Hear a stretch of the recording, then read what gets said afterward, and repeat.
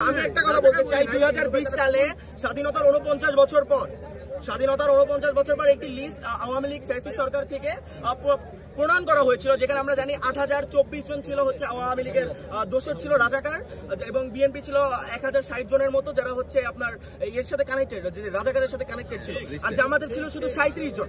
37 জন যদি আপনি যদি পুরো দলটাকে আপনি গণনা করেন তাহলে আপনার মতো চেতনা ব্যবসায়ী মূর্খ লোক আর পৃথিবীতে একটা। আর কিছু কথা আমি বলে দিই, আপনি যে রাজাকারের কথা বলছেন, রাজাকার তারা কি বলেছিল 71-এ? তাদের কথাটা ছিল এমন, আমরা শিয়ালের মুখ থেকে দেশটাকে নিয়ে বাঘের মুখে ছুটতেছি। তারা এটা কি বুঝাতে যাচ্ছিল? আমরা পাকিস্তানের মুখ থেকে নিয়ে আমরা ইন্ডিয়ার মুখে নিচ্ছি, যে ইন্ডিয়ার মুখে যে নিচ্ছি, ইন্ডিয়ার ইন্দিরা গান্ধী কি বলেছে যে তা আমরা ওদের সাহায্য করছি। কেন করতেছি? এক পাশে মাথার ফোড়া থাকলে আপনি অন্য পাশে ঘুরে ঘুমাতে পারবেন, 2 মাসে ফোড়া থাকলে আপনি ঘুমাইতে পারবেন না, মানে কি আপনি হিন্দুত্ববাদ পুরো বিশ্বমঞ্চে প্রচার করতে পারবেন না, যার কারণে তারা আমাদের সাহায্য করছে। আর তাদের ভিতর যে কত ধরনের ইন্ডিভিজুয়াল তারা আমাদের দেশটাকে অঙ্গরাজ্য বানাতে চাইছে, এটা কে জানেন? আমাদের অস্থায়ী রাষ্ট্রপতি ছিল সৈয়দ নজরুল ইসলাম, আমাদের ইতিহাস আছে, আপনি ইতিহাস পড়ে দেখেন, সে দুইবার অজ্ঞান হয়ে গিয়েছিল এই সাইন করতে গিয়ে, যে ইন্ডিয়া যে আমাদের সাহায্য করবে সেই স্বাক্ষর দিতে গিয়ে সে 2বার অজ্ঞান হয়ে পড়ে গেছিল চুক্তিবদ্ধ করতে গিয়ে, যে আল্লাহ আমরা ইন্ডিয়ার কাছে দেশটাকে বেঁচে দিছি। সুতরাং আমাদের সময় তথ্যমত এটাই ছিল যে ভাই আমরা দেশকে স্বাধীন করবো, ঠিক আছে, কিন্তু এমন যত না হয় যে পাকিস্তান আর কি শিয়ালের মুখ থেকে নিয়ে আমরা বাঘের মুখ আর কি ইন্ডিয়ার কাছে ছেড়ে দিই দেশটাকে।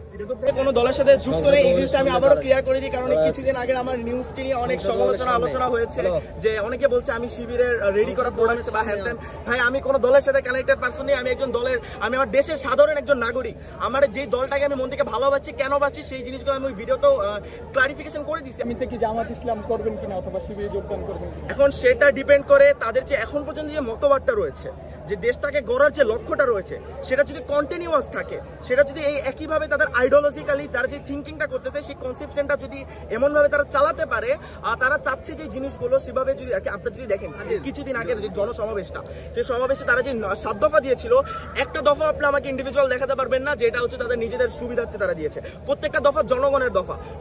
সময় থাকতে আপনারা শুধরা যান, না হলে বাঙালি জাতি কিন্তু একবার লড়তে শিখে গেছে। 52 বছরে আমাদের ব্যাপক ক্ষয়ক্ষতি সাধন করে আজকে আমাদের এই নতুন বাংলাদেশ গড়ার যে লক্ষ্যটা সেটা অর্জিত হয়েছে। আমরা দেখেছি ফ্যাসিবাদী সরকার বিগত 16-17 বছর যাবৎ আমাদের কিভাবে নির্যাতন করে গিয়েছে। আমরা জানি 2013 সালে সেই হেফাজত ইসলামকে অত্যাচার থেকে শুরু করে, তারপরে আবরার ফাহাদ থেকে শুরু করে আবু সাইদ, মুগ্ধ, ওয়াসিম, নাফিস, সীমানে তাদের বিরুদ্ধে যারা কথা বলেছে, রাতের আধারে ডিজিএফআই দিয়ে ধরে নিয়ে গিয়ে হত্যা করেছে তাদেরকে।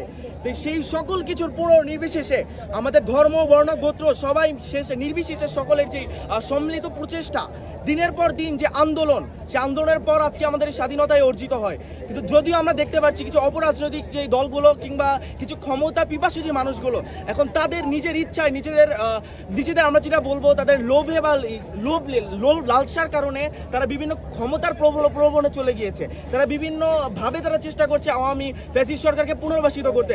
তাদেরকে আমি ডিরেক্ট আঙুল দেয়া বলতে চাই, সময় থাকতে আপনারা শুধরা যান, না হলে বাঙালি জাতি কিন্তু একবার লড়তে শিখে গেছে, বারবার দাঁড়াতে তারা পারবে, তারা বারবার দাঁড়াতে সক্ষম, আন্দোলন আবার করবে। সুতরাং আপনাদেরকে আমরা বলে দিতে চাই, কোনোভাবে ভাই এই যে ঐক্যটা, যে জুলাই স্পিরিটটা আমরা জাগরণ করেছিলেন আপনারা সবাই মিলে এই স্বাধীনতাটা এটাকে কায়েম করেছি। সুতরাং এই স্বাধীনতাকে ধরে রাখার জন্য আমাদেরকে সর্বোচ্চ ফার্স্ট রুলার্স অল টাইম আমাদেরকে সজাগ থাকতে হবে। ট্রল করেছে যে আমিরে জামায়াত একটি কথা বলেছে আওয়ামীকে আর কি পুনর্বাসিত করতে, যে মুসলিম যারা তাদেরকে সুযোগ দিব, তাই বলে আপনারা ভাববেন না যে আমরা সুযোগটা একদম তাদেরকে একদম ডেকে আনতেছি। আপনাদের বুঝতে হবে, স্টাডি করতে হবে একটি কথাকে। আপনার একটি কথাকে নিয়ে যে সমালোচনা করবেন, সমালোচনা করার আগে স্টাডি করতে হবে। সে বলেছে হ্যাঁ আমরা চাই আওয়ামী লীগ সরকার আবার আসুক, কিন্তু আসার আগে যে একটা কিন্তু রয়েছে, সেই কিন্তুটা কি? তারা চায় যে বিচার ব্যবস্থাটা সম্পূর্ণ হোক, বিচারের মাধ্যমে যারা এই নৈরাজ্য সৃষ্টি করেছে তাদের সকলের বিচার হওয়ার পর যেই কজন বাইচা থাকবে তারা যদি আবার রাজনীতি করতে যায় তাদের আমরা স্বাগত জানাই। ঠিক আছে, থ্যাংক ইউ। কি নাম আপনার? আমার ফাওয়াজ। সুতরাং এই জনগণ যে চাওয়া পাওয়া, যেমন বিচার ব্যবস্থার সংস্কার করা, তারপর জুলাই সনদ ঘোষণাপত্র যেটা সেটা দেওয়া, তারপরে প্রবাসীদেরকে ভোটাধিকারের ব্যবস্থা করা, পিআর পদ্ধতিতে নির্বাচনের ব্যবস্থা করা, প্রত্যেকটা কিন্তু জনগণের ইচ্ছা, জনগণের আকাঙ্ক্ষা। সুতরাং আমরা চাই এরকমই সরকার যারা জনগণের সেবার জন্য কাজ করবে, যারা রাজনৈতিক উদ্দেশ্য হাসিল করতে সে বাংলাদেশে রাজনীতি করবে না। আচ্ছা, জামাত ইসলামের কাছে আসলে প্রত্যাশা যা জনগণ কি তা পাচ্ছে? এখন পর্যন্ত আপনি যারা বাংলাদেশ যা চায় আসলে এখন পর্যন্ত বাংলাদেশের নাগরিক যা চায় বা জনগণ যা চায় তা ঠিকই পাচ্ছে। আপনারা যদি দেখেন একদম ছোট থেকে শুরু করে যে শহীদ পরিবারগুলো, আজকেও আমরা দেখেছি যেটা সেই সকাল 10টা থেকে আমাদের ছাত্র শিবির এই শহীদ পরিবারদেরকে নিয়ে রাস্তায় র্যালি করেছে। এরকম কয়টা দল আর করে প্রিপারেশন নিয়েছে আপনারা আমাকে দেখান। এটা কিন্তু জামাত শিবির করেছে, কারণ তারা প্রতিনিয়ত তারা এই শহীদ পরিবারদের জুলাই আগস্টে যে যোদ্ধা রয়েছে তাদের এবং আহত নিহত তাদের সকলের পরিবারের খোঁজ খবর নিচ্ছে নিয়মিত, তাদেরকে নির্মাণের সুবিধা দেওয়ার জন্য সরকারের সাথে কথা বলছে। প্রধান উপদেষ্টার কাছে আমারও আহ্বান থাকবে তাদের পুনর্বাসনের যে ব্যবস্থা সেটা নিশ্চিত করেন আপনারা, এবং নিশ্চিত করার সাথে সাথে যারা শহীদ হয়েছেন তাদের যে নির্দিষ্ট যে নামের তালিকা সেটা প্রকাশ করতে হবে যথাসম্ভব, এবং তাদেরকে পুনর্বাসনের সম্পূর্ণ ব্যবস্থা করতে হবে। নয়তোবা আমরা ভাই রাজপথে নামতে আবারও রাজি আছি, কারণ এইটা যদি আপনারা এই সরকার থাকতে না করতে পারেন, পরবর্তী কোন সরকার এই জুলাই স্পিডকে ধরে রাখবেন। আমি বলি সকলে এক না একতন্ত্র যাবে। নিজামী থেকে শুরু করে মীর কাসেম আলী সবাই ফাঁসির মঞ্চে দাঁড়ায়।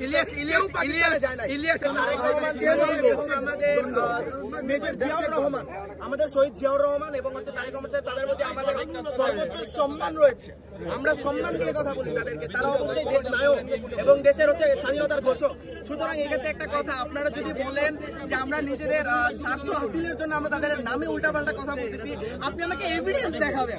আপনি আমাদেরকে এভিডেন্স দেখাতে পারবেন না ছাত্র শিবির কোনো জায়গায় কোনো একটা নেতার নাম নিয়ে তাকে গালি দিয়েছে, কোনো একটা সংগঠনের নাম নিয়ে তাকে ইউজ করেছে, কিন্তু আপনি অপোজিট সেকশনে আপনার যে দলটা বলতেছেন সেই দলটা যেখানে 2001 থেকে 6 পর্যন্ত আমাদেরকে জোট হিসেবে ইউজ করেছে, 1 থেকে 6 পর্যন্ত জোট হিসেবে ইউজ করেছে, এখন আমাদেরকে রাজাকার তকমা দিচ্ছে। কি দিচ্ছে না?